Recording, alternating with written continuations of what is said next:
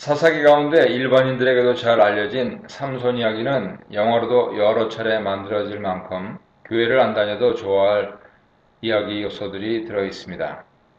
자녀를 기다리고 기다리는 마노아 집안에 하나님 사자께서 임하셨습니다. 마태와 누가 전통 가운데 누가가 전하는 대로 사자는 여인에게 먼저 나타나셨습니다. 마노아의 아내에게 사자는 나실인 서약 내용을 주지시켰습니다. 영어로는 나실인과 나사렛 사람이 같은 단어를 쓰는 것 유념하세요. 나실인은 주검을 만질 수 없습니다. 나실인은 부정하고 정한 것, 먹을 생물과 먹지 못할 생물을 구별해야 합니다. 나실인은 포도주와 독주를 멀리하며 초나 독주의 초를 마셔서는 안 되며 포도 즉 생포도, 건포도도 먹지 말아야 합니다. 신약 성경 용어로는 모태로부터 성령의 충만함을 입은 자지요. 그리고 소원 기간에는 머리에 삭도를 대지 말아야 합니다. 주님의 사자의 방문을 받은 마노아의 아내는 바로 남편에게 사실을 알렸습니다. 좋은 태도입니다. 우선 사자의 모습으로 인해 자신이 그 사자가 누구인지, 이름이 무엇인지 묻지 못하였음을 밝힙니다. 역시 좋은 태도입니다. 그리고 사자가 이런 내용을 그대로 전합니다. 그런데 여기서 보태어진 부분이 있습니다. 사자는 태에서 나옴으로부터 나실인이라 했는데 마노아의 아내는 여기에 죽을 때까지라는 점을 더했습니다. 반면에 뺀 부분도 있습니다. 사자는 그가 블레셋인들의 손에서 이스라엘을 구원하기 시작하리라 하였는데 이 내용을 빼뜨렸습니다. 왜 빼고 더했을까요? 이 말을 전해들은 마노아는 기도했습니다. 좋은 태도입니다. 그는 믿음을 가진 것으로 보입니다. 그래서 아내보다 한 걸음 더 나아갔습니다. 불임 아내의 말을 듣고 아이를 낳을 것인지 여부보다 아이를 어떻게 기를 것을 듣기 위함이니 다시 한번 찾아주십사 간구했습니다. 역시 좋은 태도입니다. 성경은 하나님께서 마노아의 목소리를 들으셨다고 말씀하고 있습니다. 이번에도 마치 시험하듯 주님의 사자가 아내에게 먼저 나타나셨습니다. 마노아의 아내는 밭에 앉아 있었습니다. 이번에는 사자가 자기에게 말을 걸기 전에 아내는 급히 달려가 남편에게 사자가 임했음을 알렸습니다. 물론 그가 주님의 사자인지는 몰랐던 것 같습니다. 마노아가 일어나 아내를 따라가 사자를 만나 신원을 확인했습니다. 그로부터 긍정의 소리를 들은 마노아는 전언하는 대로 되기를 원한다며 아이를 어떻게 기를지, 그 아이에게 어떻게 행해야 할지를 물었습니다. 사자는 부부에게 나실인의 서약을 다시금 되새겨 주었습니다. 고마운 마음의 마노아는 그분께 예물을 드리려고 했습니다. 그러자 하나님의 사자는 예물은 주님께만 드리려며 준비해 오라고 했습니다. 마노아가 준비를 마치고 와서 이름만이라도 가르쳐달라고 간청했습니다. 이때 사자는 이름을 밝히지 않았습니다. 이름도 모르는 이의 말대로 마노아는 염소 새끼 한 마리와 소재물을 반석 위에 드렸고, 그러자 제단에서 불길이 치솟고 사자가 제단 불길을 타고 하늘로 올라갔습니다. 이를 보고 두 내면은 얼굴을 땅에 대고 엎드렸습니다. 그리고 다시는 사자를 볼 수 없었습니다. 자신들이 하나님의 사자를 만났다는 생각에 마노아는 죽은 사람처럼 되었습니다. 조상 대대로 주님의 얼굴을 보는 자는 죽으리라는 것을 배워 알고 있기 때문이었습니다. 이젠 죽었다고 절망하고 있는 마노아를 위로하며 아내는 죽이시지 않을 세 가지 이유를 대면서 남편을 위로합니다. 만일 죽이시려고 했으면 첫째, 재물을 받지 않으셨을 것이다. 둘째, 이 모든 일을 보이지 않으셨을 것이다. 셋째, 이런 고지도 하지 않으셨을 것이다. 모두 맞는 말입니다.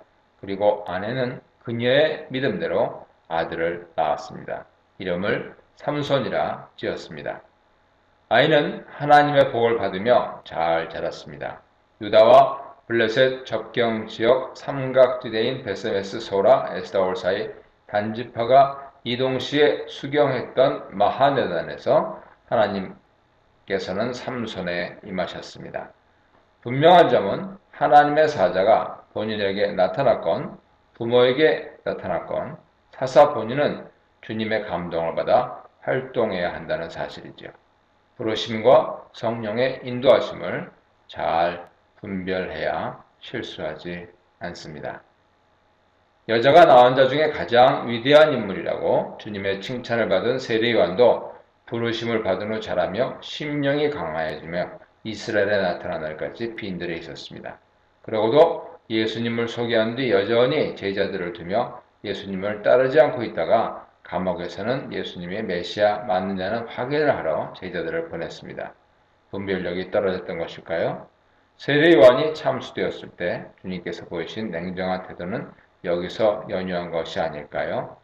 사도 바울이 전도하러 다닐 때 만난 이들 중에도 역시 세례요한의 제자들에게 가르침받은 이들이 있었습니다. 알렉산드리아의 아볼로 같은 학자도 있었습니다. 그래서 사도 요한은 아예 복음서 초반에 세례요한이 그리스도도 엘리야도 그 선지자도 아니라고 적어둡니다. 주님의 종들은 부르심 받는 데서 끝나는 것이 아니라 부르심 받는 데서 시작하여 항상 성령님의 인도하심을 따라 평생 성령 충만한 삶을 살아야 함이 분명합니다.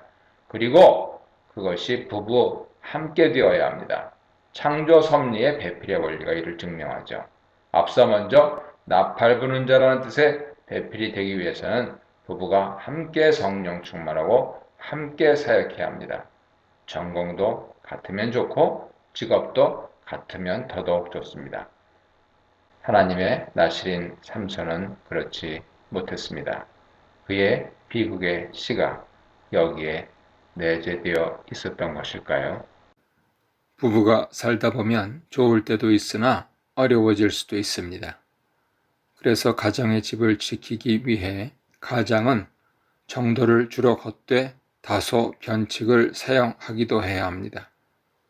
어느 지혜로운 가정이 경제가 빡빡했던 시절 스스로 가계부를 관리하면서도 아내에게 즐거움을 주고자 세탁물 주머니에 모른 척 지폐를 놔두고 퇴근해서 아무 말 없이 싱글벙글하는 아내의 얼굴을 즐겼다는 미담이 떠오릅니다.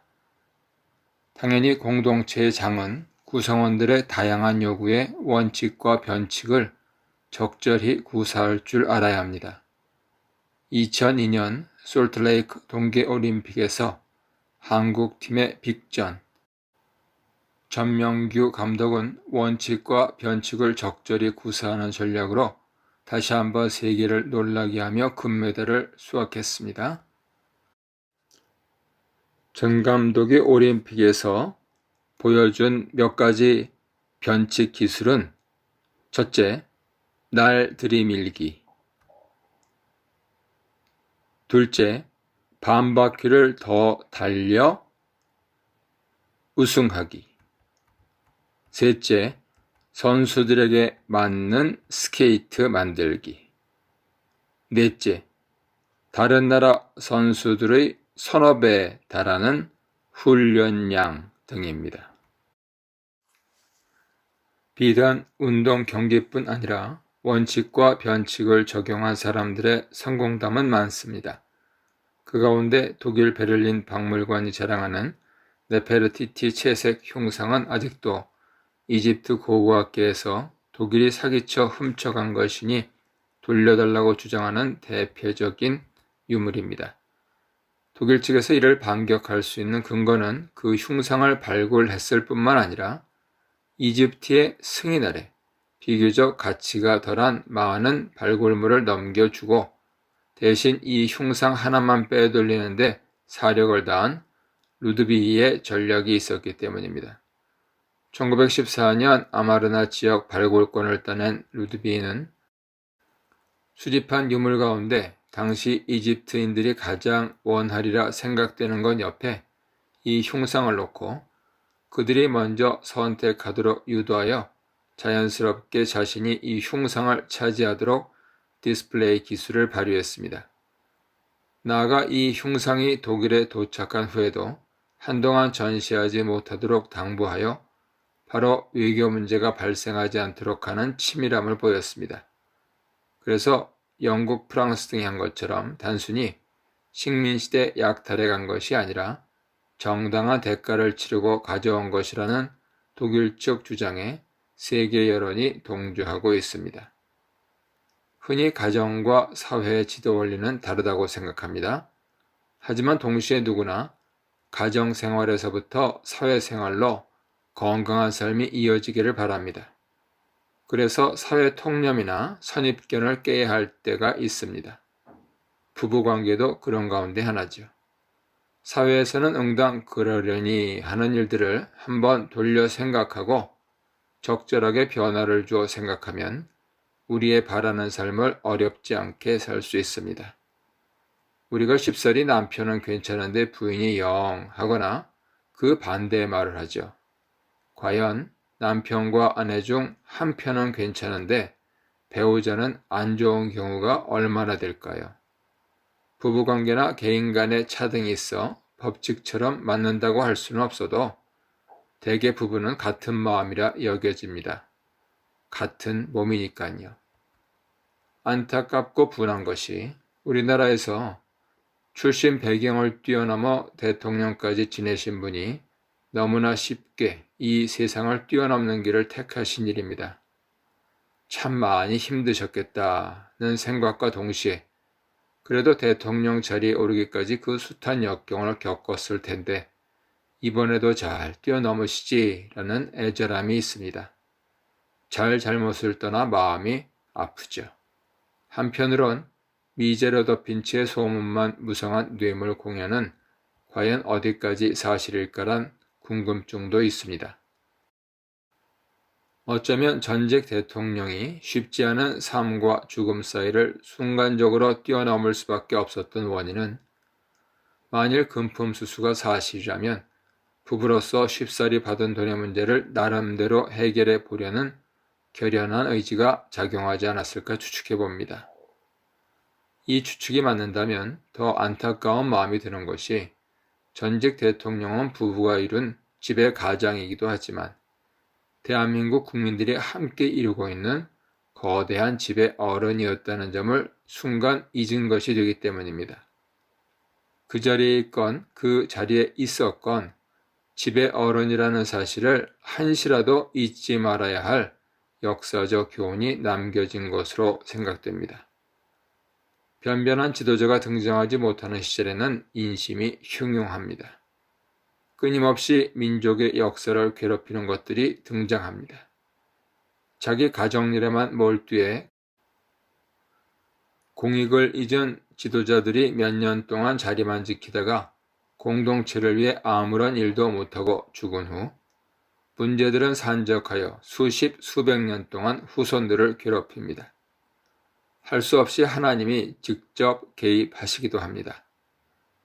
성서 전체를 통과하며 인류를 구원하시기 위해 직접 개입하시는 하나님의 사역 가운데 하나는 의외로 여성들과 관련된 내용도 있습니다. 어느 누구도 원치 않지만 하나님의 백성들은 다른 이들보다 번식력이 떨어지는 듯이 보입니다. 이를 뒷받침하는 성서에는 적지 않습니다. 믿음의 조상인 아브라함은 하늘의 별과 같은 바다의 모래와 같은 자손을 약속받은 사람인데도 약속의 아들이라는 이삭 한 명을 낳기까지 25년의 세월을 보내야 했습니다. 그의 형제 나홀은 이미 당대에 12명의 아들을 낳았습니다. 이삭의 경우는 어떻습니까? 아브라함이 하갈을 통해 낳은 아들 이스마엘 역시 당대에 12명의 아들을 낳았습니다. 하지만 그는 20년 동안 기다린 끝에 겨우 골육 상징하는 쌍둥이 형제를 두었습니다. 이삭의 아들 야곱도 마찬가지죠. 그의 형제에서는 당대 일국을 이루었습니다. 하지만 그는 외삼촌 집에 가서 사기 결혼당하고 노동 착취를 당한 끝에 자기의 의도와는 상관없이 4명의 아내나 얻고 평생 속썩이는 12명의 아들과 1명의 딸을 얻었습니다. 이처럼 하나님 백성들은 아내들이 자녀를 낳지 못하는 고충을 겪습니다. 물론 그렇게 해서 이어진 가계가 영원토록 계속된다는 점이 다르죠. 하지만 자녀를 바로 낳지 못하는 고충은 도저히 이해가 안 되는 사실이기도 합니다. 더구나 성서가 기록된 고대 사회에서 불임이 갖는 의미는 현대와는 현격히 달랐습니다. 여성에게는 사망 선고와 같았습니다. 그런데 믿음의 어머니들은 사망 선고와 같은 이 고통을 넘어 자유와 해방을 만끽했다는 것을 부각시키려는지 성서는 그들의 불임 사실을 애써 감추지 않습니다. 하나님을 믿으면 복을 받아야 하는데 그 개념이 다른 신들이 주는 복과 다르다는 것을 뜻하는 것인가요? 하나님을 믿는 이들에게 복의 의미는 무엇일까요? 이 아이러니가 불임 주제에 대해 우리가 심도 깊게 생각하고 그 안에 담긴 기쁜 소식을 깨달아야 하는 이유입니다. 하지만 사람으로 한평생을 살면서 기다리다 하나님의 도우심으로 겨우 그리고 결국 아이를 품에 안기까지 겪어야 하는 인고의 세월이 주는 고생은 이만저만한 것이 아니었을 것입니다. 하나님께서는 당신의 백성들이 이 훈련 과정을 거치게 하십니다. 하와에게 여자의 후손을 약속하신 이후 사라, 리브가, 라헬, 마누아의 아내 한나, 수넴 여인, 그리고 성모 마리아에 이르기까지 아기 낳지 못하는 고통의 의미를 아는 불임 여인들은 하나님의 은혜에만 의지하여 생을 살 수밖에 없었습니다. 마리아가 아기를 낳을 수 없었던 정혼 처지였음을 상기하세요. 가톨릭에서는 심지어 영원한 동정녀소를 가리키기도 한답니다. 하나님께서는 그들 자신을 구원하실 뿐 아니라 그녀들이 살던 당대를 불임 후 안겨주신 아기들을 통해 구원하셨습니다. 그 절정이 바로 아기를 낳을 수 없었던 여성 마리아를 통해 안겨주신 구주 예수 그리스도를 통한 영원한 속죄와 구원, 그리고 그분의 왕되심을 만천하에 선포하신 사건이었습니다. 철저한 하나님의 원칙 아래 변칙이었습니다. 사라가 25년을, 리브가가 20년을, 라헬이 20년 가까운 세월을, 그리고 연수를 알 수 없는 마누아의 아내 한나, 수넴 여인, 그리고 마리아가 기다리고 기다린 끝에 아기를 받은 것을 통해 우리 역시 소망을 버리지 않고 인내하는 교회의 덕목을 배울 수 있습니다. 이런 삶을 기적이라 한다면 이런 삶을 사는 데서 가장 중요한 요소가 부부가 연합하는 일입니다. 배우자 한 편만의 신앙으로는 가정이나 사역에 모두 충실할 수 없습니다. 사실 가정과 사역 중 어느 하나만을 달성하기도 어려운 일인데 둘이 나누어져야 할 짐을 혼자 꾸려간다면 어느 것 하나 제대로 할 수 없음은 자명한 사실입니다. 특히 성서에서는 남편의 역할에 더 비중을 둡니다. 과거나 오늘날이나 교회의 여성 인력이 많은 것이 기정사실입니다. 하지만 가정이나 교회나 모두 남편 중심으로 움직이는 것이 성서적으로 맞습니다. 남자가 아니라 남편 중심인 것이 맞습니다. 따라서 여성 인력이 많다는 것이 남편 중심이란 말과 혼동되어서는 안 됩니다. 가정에서건 교회에서건 남편과 아내의 구별이 분명합니다. 차별이 아니라 구별입니다. 이런 의미에서 사도 바울은 기독교 초기 선교 시절 많은 남성들뿐 아니라 당시로서는 유별났지만 일부의 여성 사역자들과 같이 사역하며 끊임없이 남편의 중요성을 강조합니다. 부부가 힘을 합쳐 가정과 교회를 돌보라는 말의 다름 아니죠. 대단히 중요한 교회의 변칙입니다. 16번째, 기밀을 유지하라입니다. 삼손이 이웃마을 딥나의 블레셋 처녀와 결혼하려는 생각은 옳았을까요? 사사기 본문은 분명히 이 결혼 계획이 하나님께로부터 나왔다고 밝힙니다. 이방 결혼 자체는 옳지 않습니다. 하지만 하나님께서 하라고 하시면 해야 합니다. 하나님께서 삼손에게 블레셋 딸 중 딥나의 그 처녀에게 장가 가라고 하셨는지는 분명하지 않습니다. 그러나 그 처녀와 결혼하려는 삼손의 의도 이면에는 여호와께서 틈을 타서 블레셋인들을 치려는 계획이 있었습니다. 그러려면 이스라엘 사람인 삼손이 블레셋인과 관계를 맺어야 했습니다. 그것이 결혼 관계인지는 분명하지 않습니다. 다만 힘이 장사인 것으로 알려진 인물인 만큼 삼손이 가장 잘 할 수 있는 일이 결혼이었을 수는 있습니다. 이때 유념할 것은 블레셋이 이스라엘을 관할한 방식이지요. 이후 삼성 기사에 나타난 내용을 잘 읽어보면 대규모 전쟁 등 군사 충돌보다는 정치적이고 경제적인 수탈을 통해 블레셋이 이스라엘을 괴롭힌 것으로 짐작할 수 있습니다. 그래서 삼손을 통해 여호와께서도 역시 외교적이고 경제적인 방식을 취하고 있습니다. 삼손 개인이 집단에 맞서 같은 방식으로 싸우는데 사역한 것만으로도 대단한 인물임에 틀림없습니다. 물론 부모들은 아들의 이방 결혼을 말렸습니다. 이스라엘 사람, 더구나 나실인이 이방 결혼을 한다니 말도 안 되는 소리였죠.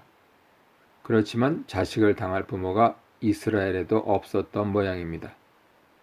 문제는 삼손이 나실인으로 수태고지받았고 자란 사실이죠. 하지만 그가 태어날 것이란 소식을 전해 들은 어머니나 그의 양육에 적극적이고 싶어했던 아버지 마누아나 삼손을 신실한 나실인으로 양육하지 못한 것으로 보입니다.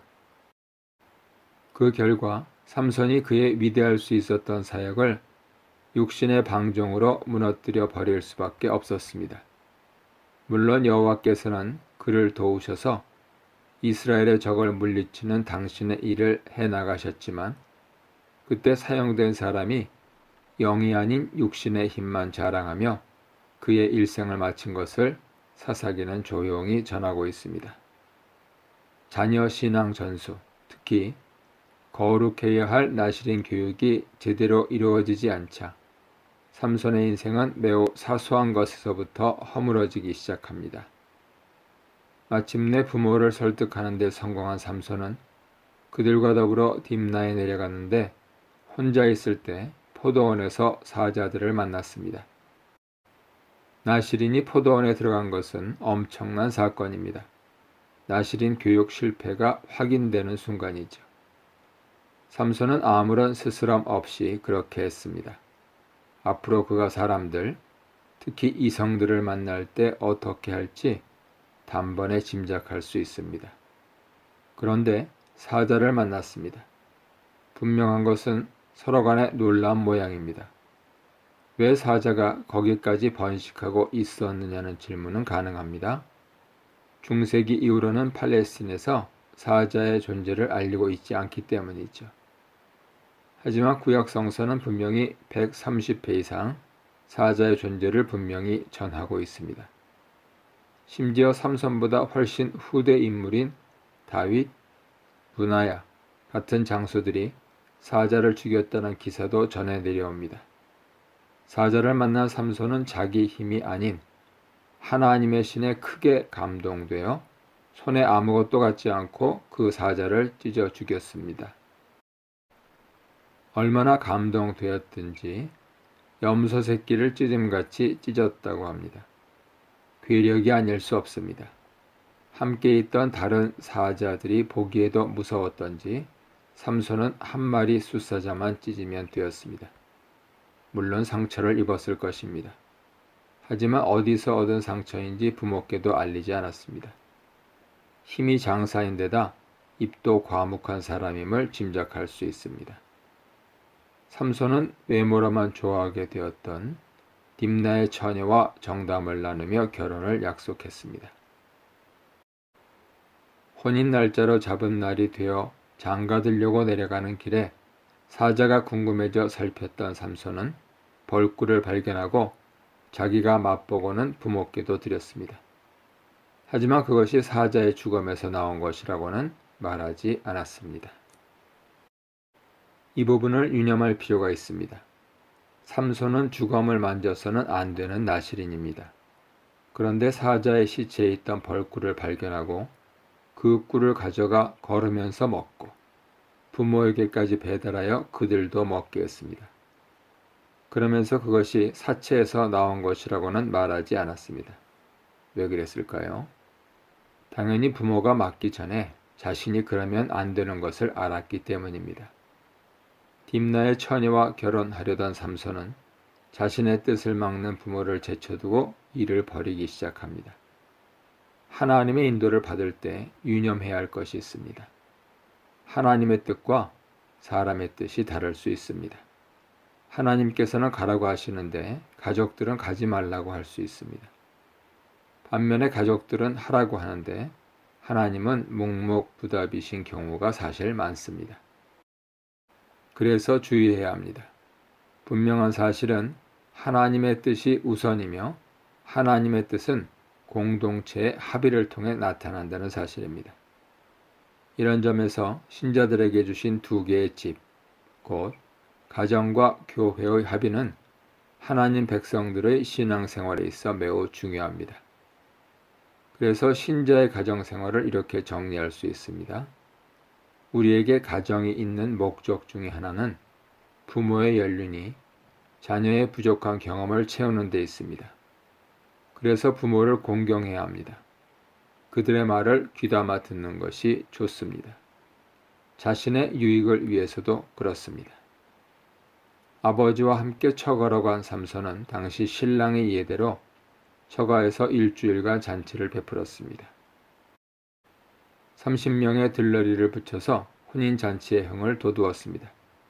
여흥을 즐기며 삼손은 사자와 꿀을 기억하고 수수께끼를 냈습니다. 상품으로는 베옷 30벌과 겉옷 30벌을 걸었습니다.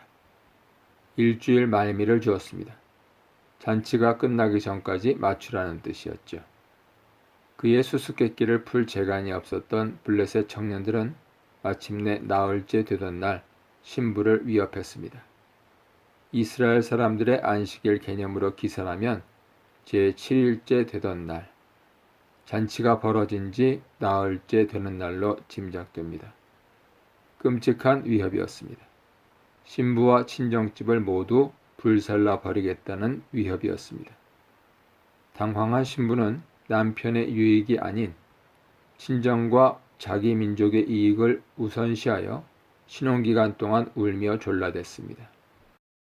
삼손의 딥나 출신 아내는 이것이 자신의 올무가 될 줄 몰랐습니다. 그저 동족의 위협에서 벗어나고픈 심정만 있었을 것입니다.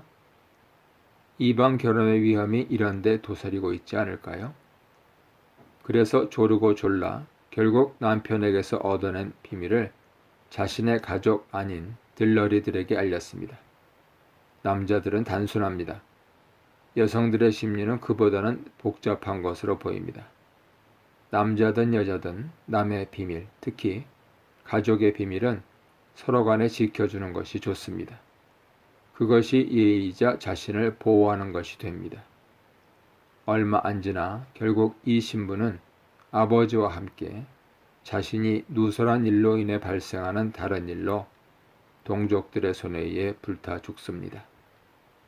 동시에 이렇게 애원하는 여자에게 결국 비밀을 누설하는 태도가 삼손의 약점이 될 줄은 아무도 몰랐습니다. 처음에는 부모에게도 알리지 않던 것이라며 아내의 간청을 거절하던 삼손은 마침내 마지막 날 수수께끼 풀이를 아내에게 일러주었습니다. 설마 그것이 전달되리라고는 생각지 않았을 것이죠. 마지막 순간에 삼손의 아내로부터 답을 얻어낸 들러리들은 수수께끼를 풀었고 삼손은 대노했습니다. 딥나에서 멀리 떨어진 아스글론까지 내려간 삼손은 거기서 블레셋인들이 이스라엘에게 하는 대로 30명을 죽이고 그들로부터 상품이 될 옷들을 노략하여 딥나의 들러리들에게 주고 자기 집으로 돌아갔습니다. 삼손의 아내는 들러리 중 한 명과 바로 다시 결혼했습니다. 블레셋인들도 이해할 수 없는 일이 삼손의 처가에서 일어났습니다. 교회 같은 비영리 기관에서도 기밀 유지의 중요성은 유효합니다. 교회 직원들이 모인 회의를 공개로 할 것인지 비공개로 할 것인지 여부는 규칙대로 해야 합니다. 그리고 만일 공개로 하기로 하였으면 반드시 100% 공개 원칙을 지켜야 합니다. 만일 비공개로 하기로 했으면 철저히 비공개 원칙을 지켜야 신의와 신뢰가 쌓입니다. 교회의 어려움이 이런 사실이 반대로 적용할 때 생깁니다. 그 가운데 비공개 원칙임에도 공개될 때 파장이 커집니다. 그래서 비공개 회의 멤버들은 교회의 평안을 위해 집에서도 비밀을 유지하려는 의지가 있어야 합니다. 비영리기관은 영리기관보다 사람의 명예를 가장 소중하게 다루어야 합니다. 그런 기관의 비공개 회의들은 대부분 회원들의 신상에 대한 것을 주로 다룹니다. 정말 조심해야 합니다. 우스갯소리 가운데 공부 잘하는 인간보다 이쁜 인간이 낫고 이쁜 인간보다 결혼 잘한 인간이 낫고 결혼 잘한 인간보다 자식 잘 둔 인간이 낫고 자식 잘 둔 인간보다 건강한 인간이 낫고 건강한 인간보다 갈 때 잘 가는 인간이 낫다는 말이 있습니다. 인생을 잘 맺기 위해 세상이 일러주는 법칙들이 있습니다. 박민준에 따르면 이탈리아 경제학자 밀프레도 파레토가 19세기 영국 경제구조를 연구하다 발견한 법칙이 있습니다. 소위 80-20 법칙이죠. 이 법칙은 전체 인구의 20%가 전체 부의 80%를 소유하고 있는데 착안해 이름 붙인 것입니다. 부의 불균형을 설명하기 위해 적용된 이 법칙은 현대 경영학의 만능 이론처럼 여겨집니다. 20% 조직원이 그 조직의 80% 일을 수행한다든지 20% 아이템이 전체 매출의 80%를 차지한다든지 20% 고객이 전체 매출액의 80%를 구매한다는 것을 넘어 20% 범인이 80% 범죄를 저지른다는 식으로 확대 적용되고 있습니다. 요즘은 불균형 편차가 더 벌어져 90-10으로 보는 이도 있습니다. 11조 개념에 익숙한 교인들에게는 90-10 법칙이 더 친숙하게 보일지도 모릅니다. 경제 성장 및 분배에 적용하면 불쾌해질 수 있는 이 법칙을 인생 종점을 염두에 둔 삶에 적용하면 이렇게 설명할 수 있습니다. 지금까지 삶은 어떻든 경제구조나 사회구조에서 80%의 효율을 기록하는 합리적인 20%에 내가 들어가자. 그것을 내 삶의 보람으로 삼자고 하면 인생을 잘 마감할 수 있어 보입니다. 흔히 얘기되는 대로 돈으로 할 수 있고 몸으로 할 수 있고 시간으로 할 수 있고 그리고 신념으로 할 수 있습니다. 이렇게 적용하면 부의 불균형을 설명하는 경제 법칙이 삶의 보람을 설명하는 인생 법칙이 될 수 있습니다. 이를 위해 고충, 고난, 고통은 뛰어넘을 수 있는 의지가 필요합니다. 하지만 세상은 만만해 보이지 않습니다. 더구나 세상에서 제일 강한 나라인 미국과 미국인 지도자들은 그렇게 보이지 않습니다. 이에 대해 현존하는 제1의 지성이라 일컬어지는 노암 촘스키는 그의 새 저서에서 미국은 다음 세 가지 특성을 갖고 있기에 실패하고 있다고 진단합니다. 첫째, 폭력과 멸망으로부터 국민을 보호할 능력 혹은 의지의 부재. 둘째, 법을 무시하고 침략과 폭력을 거침없이 행사. 셋째, 민주제도의 본질을 흐릴 정도로 심각한 민주주의의 결핍 등입니다. 그는 대안도 제시합니다. 첫째, 교토의정서 서명 및 이행. 둘째, 국제 문제는 유엔이 처리하도록 할 것. 셋째, 군사력이 아닌 경제적, 외교적 해결책 모색. 넷째, 유엔 안보리에서 거부권 남용 중단. 다섯째, 군사예산 삭감 및 복지예산 증액 등입니다. 미국의 제국주의가 지난 세기 영국의 그것처럼, 아니 인류 역사가 보이는 것처럼 100년에 걸친 잔치를 잘 끝낼 길은 지석인의 대표가 충고하는 고언을 듣는 것이라 생각됩니다. 직전 미국 대통령은 충언을 듣지 않았습니다. 17번째, 반대파는 반대파로 물리치라입니다. 화가 풀리고 외로움을 느낀 삼손은 아내와 합방하기 위해 처가로 갔습니다. 무슨 일이 일어나는지 알게 된 삼손의 분노는 10배로 커졌습니다. 그리고 분풀이를 했습니다. 10배로 했습니다.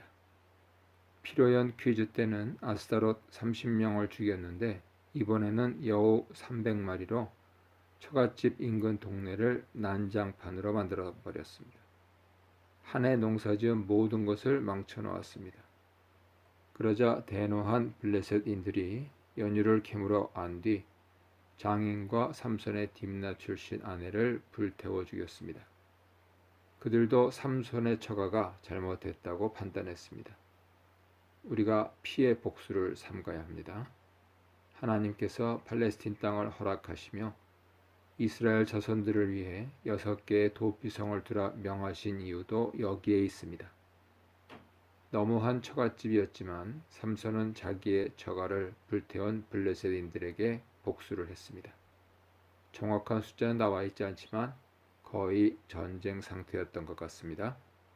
성서는 삼손이 크게 도륙했다고 적고 있습니다. 그리고 삼손은 자신의 고향인 소라 근처에 에담 동굴에 몸을 숨겼습니다. 사나운 새들이 있는 곳이란 지명대로 에담 동굴은 몸을 숨기기에 좋은 은신처가 되었습니다.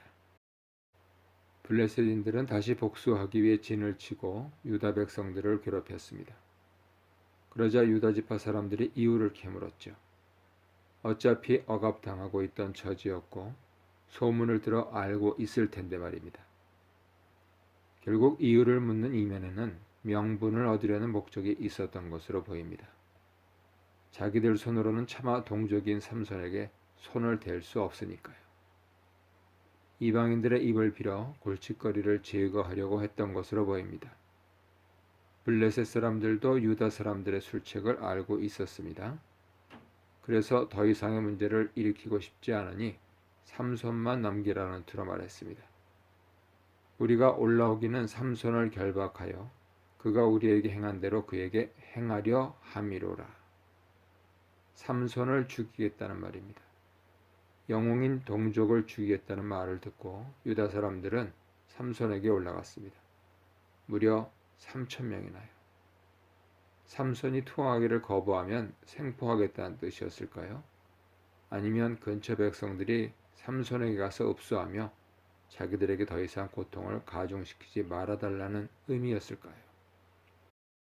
유다 지파는 떼거리로 몰려가 삼손에게 엉뚱한 질문을 했습니다. 블레셋인들이 자신들을 관할하고 있다고 말문을 열었습니다. 뿌리 깊은 노예 근성이죠.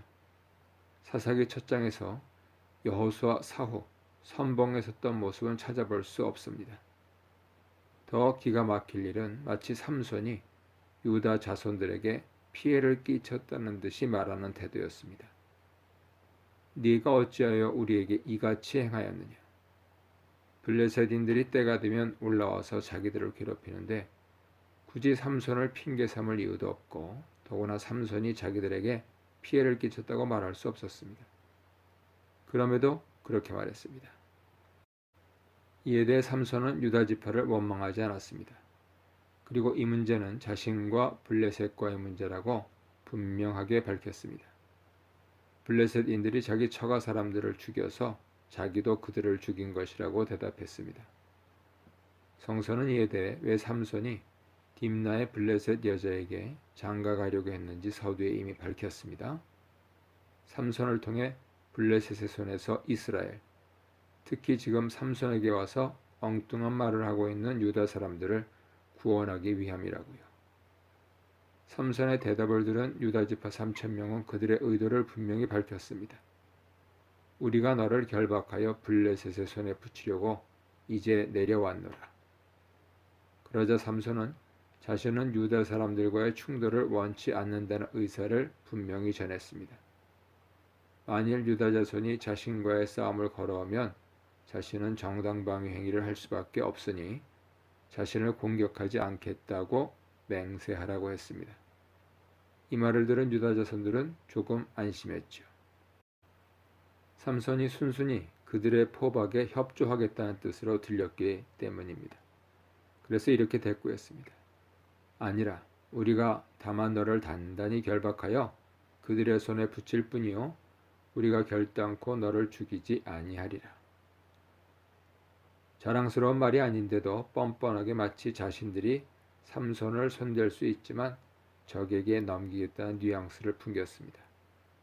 그리고 포박을 받는 삼손을 겹겹이 묶어 동굴에서 끌어냈습니다. 유다 자손들의 손에 의해 삼손은 블레셋의 손에 넘겨졌습니다. 블레셋보다 못한 동족들의 모습입니다. 포박당한 삼손을 보고 블레셋인들은 죽일 듯 소리 지르며 삼손에게 다가갔습니다. 그런데 명심할 것은 소리 지르는 일은 이스라엘 자손들의 특기란 점이죠.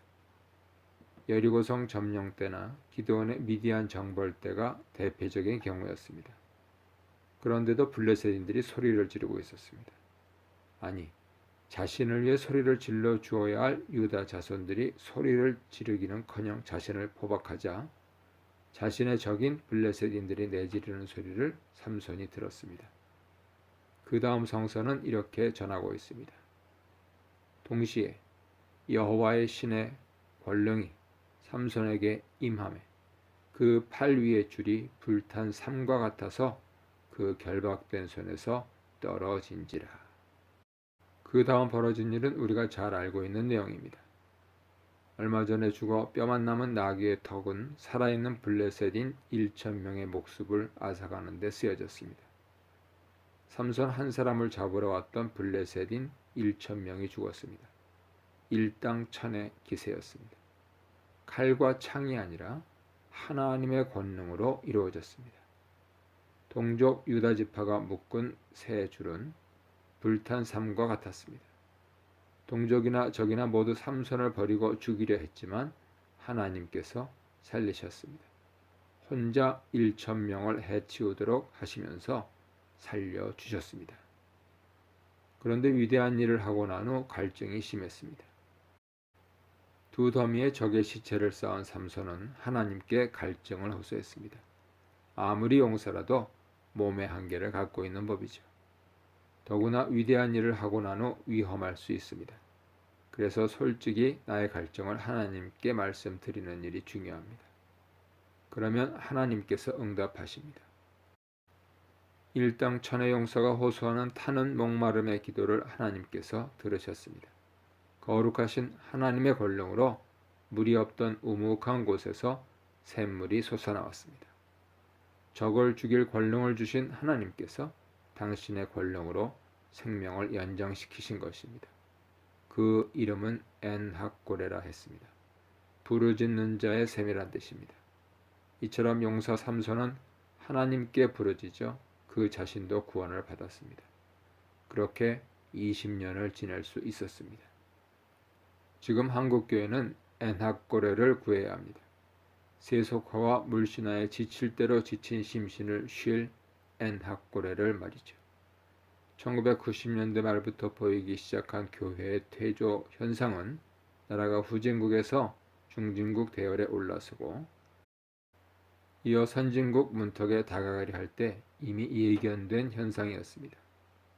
문제는 교회 교인의 수의 감소에 있기보다 교회다움의 상실과 이에 대한 대안을 마련하지 못하고 있는 지칠 대로 지친 교회 형국입니다. 여전히 교회는 대사회 봉사활동을 활발히 하는 것처럼 보입니다. 하지만 쉽게 지칩니다. 폐기는 물론이고 여력이 없습니다. 그만큼 회개할 일도 많고 휴식할 일도 못지 않습니다. 일과 쉼의 역동적 관계는 창조 때부터 하나님의 섭리 영역입니다. 지금 한국교회는 천천히 쉬면서 숨을 고르고 앞서가시는 하나님을 제대로 따를 준비를 해야 합니다. 타종교에서 더 많은 사회활동을 해도 괜찮습니다.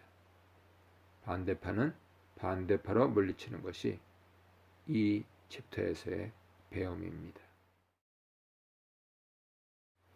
18번째, 나머지 예를 갖추라입니다. 그런데 삼손의 말로는 그렇게 평안하지 못했습니다. 자신의 최후가 임해서야 다시 부르짖었습니다. 거기에 이르기까지 고생이 심했습니다.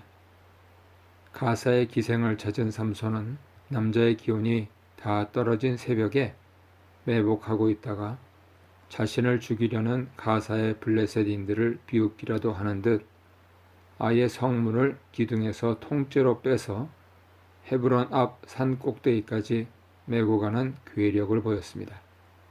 멋져 보입니다. 그런데 여기서 지혜가 부족함이 드러납니다. 또다시 자신의 힘을 과시했습니다. 안 그래도 그가 장사인 것은 누구나 알지 않습니까? 이번에는 솔에게 들릴라라는 여자에게 빠졌습니다.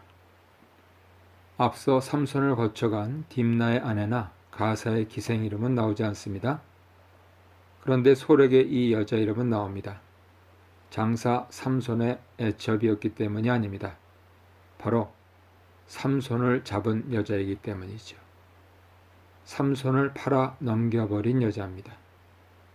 더구나 그 이름은 밤의 여인이란 뜻입니다. 낮의 사람인 삼손이 밤의 여인을 사랑하게 되었습니다. 야가진 블레셋인들은 이번에는 무력을 쓰려고 하지 않았습니다. 무력으로는 삼손을 당할 수 없음을 잘 알기 때문입니다. 무섭습니다. 조심해야 합니다. 역시 강한 상대였습니다. 그들은 삼손의 여자 들릴라를 매수했습니다.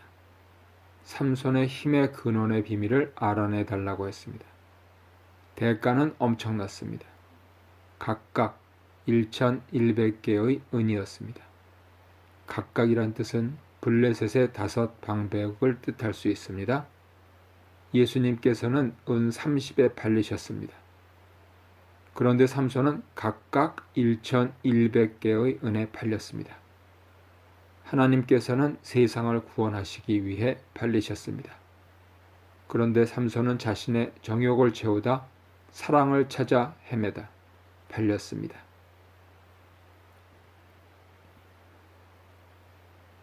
처음에 삼손은 팔리지 않으려고 애썼습니다. 들릴라가 힘의 근원을 캐물어도 좀처럼 답해주지 않았습니다. 마르지 않은 푸른 칡 7으로도 한 번도 써보지 않은 세 줄로도 그를 제어할 수 없었습니다. 줄끊기를 불탄 삼같이 끊는 것은 삼손의 특기였습니다. 그런데 이상한 것은 들릴라가 왜 자기 힘의 근원을 묻는지 삼손이 이상히 여기지 않고 계속 장난치듯 그녀와 위험한 줄다리기를 하고 있는 점입니다. 수상하게 여겨야 하는데 그러지 못했습니다.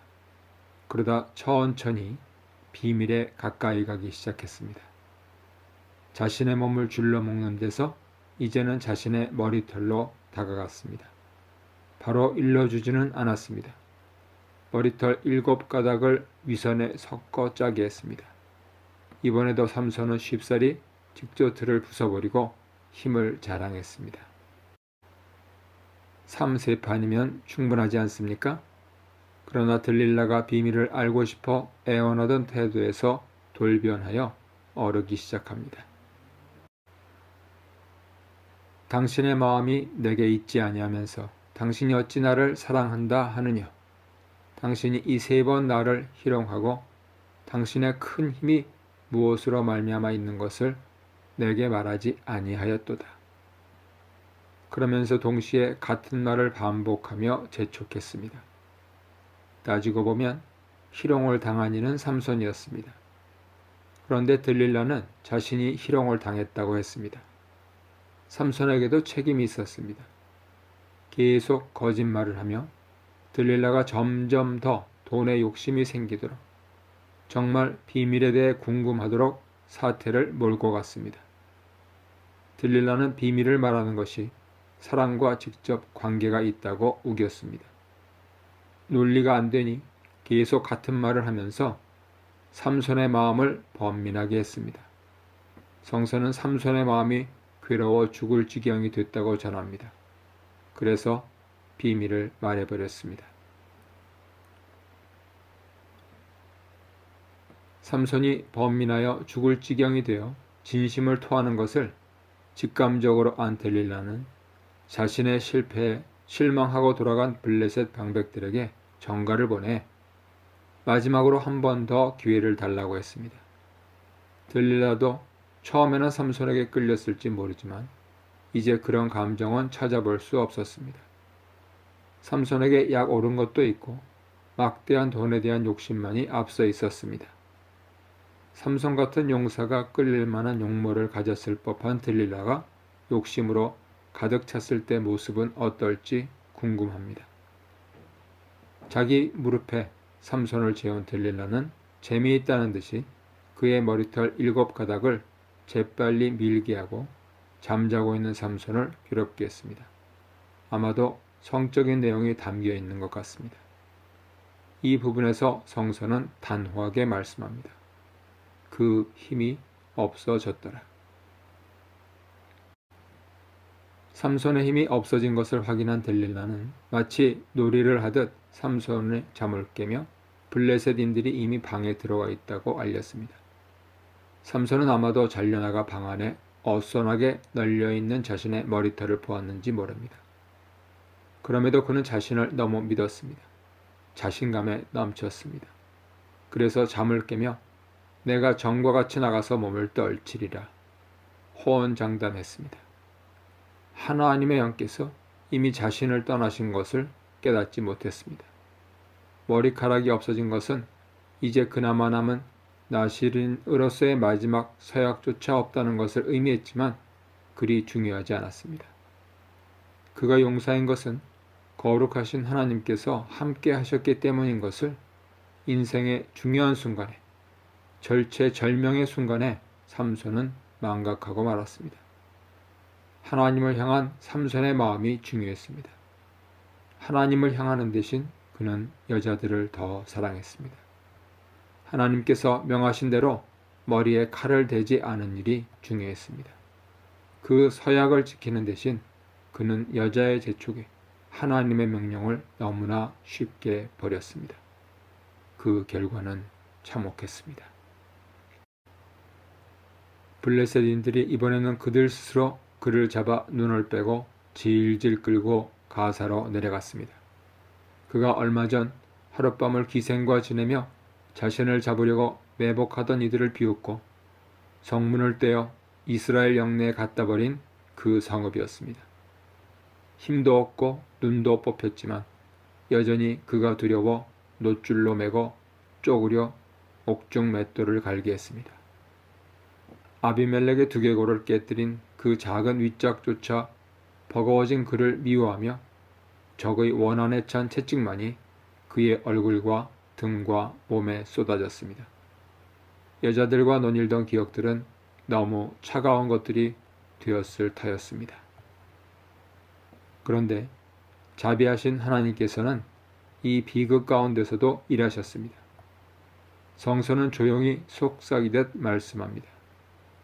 그의 머리털이 밀려온 후에 다시 자라기 시작하니라.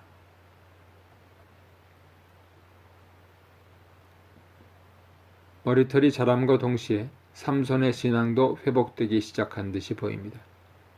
아마도 잘려나간 자신의 머리털과 함께 자신을 떠나신 하나님을 원망했을지도 모릅니다. 아니면 무수한 채찍을 맞으며 원통한 신세를 아뢰었을지도 모릅니다. 어느 경우든 삼손은 다시금 하나님 앞에 서야 했습니다.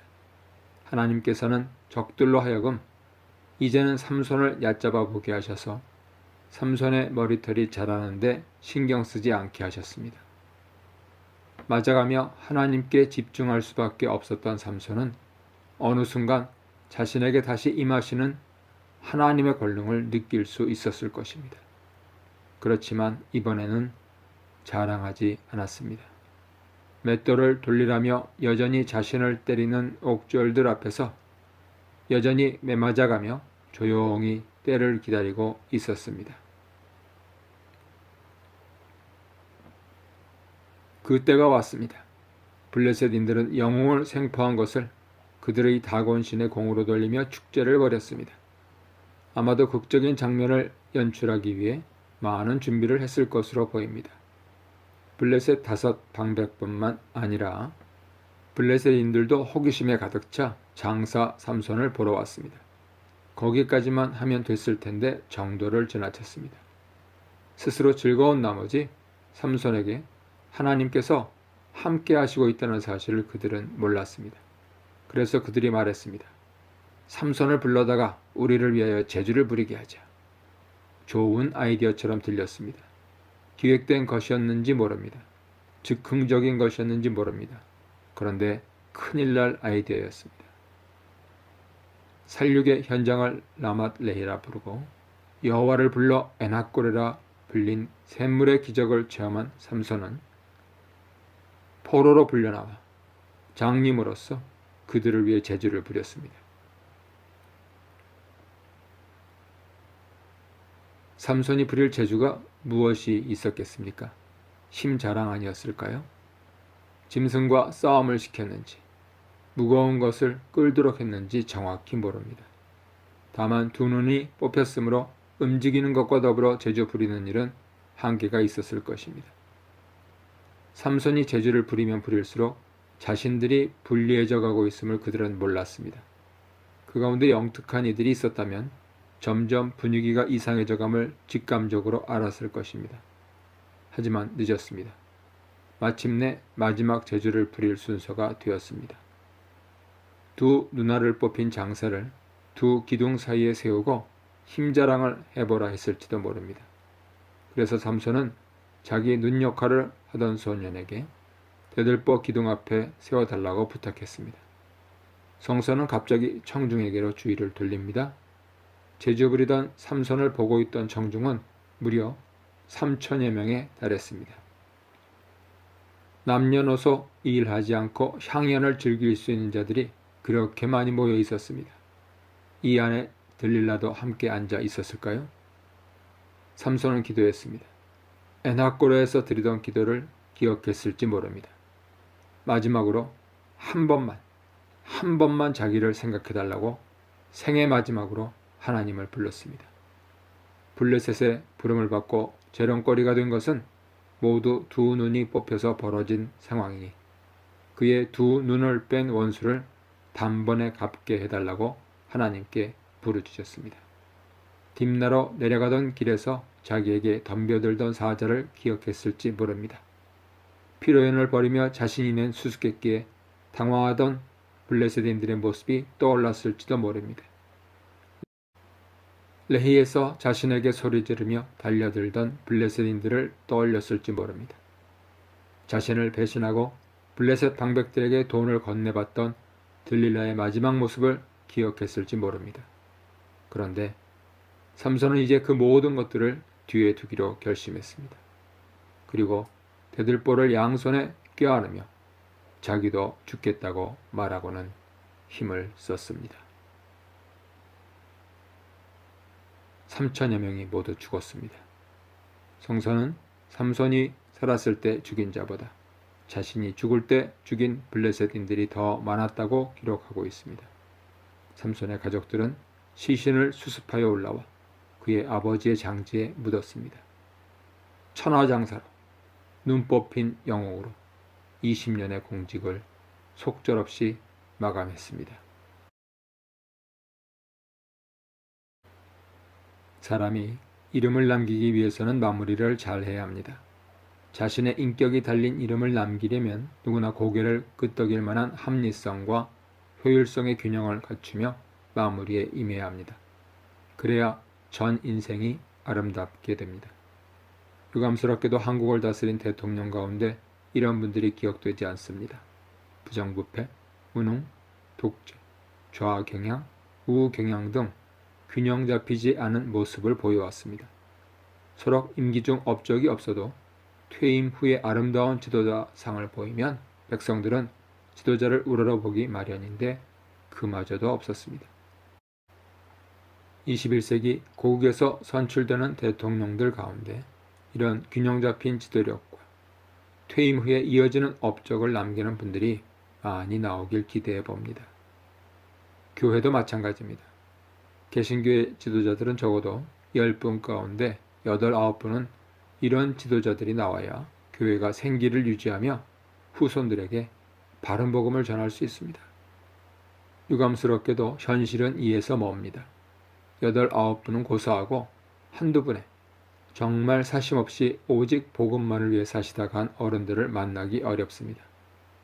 기왕에 교회가 하향 성장 곡선을 그리고 있는 와중이니 지도자들이 심기일전하여 나부터, 내가 섬기는 교회부터 아름다운 신앙의 발자취를 남기자 결심하고 사시다. 이름을 남기시는 분들이 많아지길 기도드립니다.